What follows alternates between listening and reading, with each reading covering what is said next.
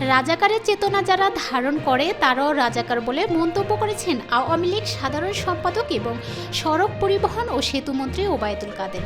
সোমবার দুপুরে ধানমন্ডির আওয়ামী লীগ সভাপতির রাজনৈতিক কার্যালয়ে ডাকা এক জরুরি সংবাদ সম্মেলনে তিনি এসব কথা বলেন। ওবায়দুল কাদের বলেন, গতকাল প্রধানমন্ত্রীর সংবাদ সম্মেলনে প্রদত্ত বক্তব্য আন্দোলনের নৈপথ্যে নেতা মতলববাজ কুশীলবরা স্বার্থ চরিতার্থ করার জন্য বিকৃত করেছেন। প্রধানমন্ত্রী সংবাদকর্মীদের এক প্রশ্নের জবাবে বলেছেন, কোটা সুবিধা মুক্তিযোদ্ধার নাতিপুতিরা পাবে না তো রাজাকারের নাতিপুতিরা পাবে, একথা তিনি যথার্থই বলেছেন।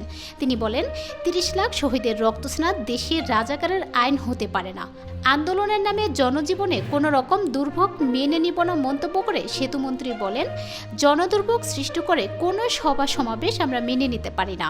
ইতিমধ্যে লক্ষ্য করছি এই আন্দোলনের কুশীলব জামায়াত বিএনপি সহ অপশক্তির স্বরূপ উন্মোচিত হয়েছে। তিনি বলেন, কোটা সংস্কারের চলমান আন্দোলন নিয়ে আমাদের অবস্থান জানিয়েছে।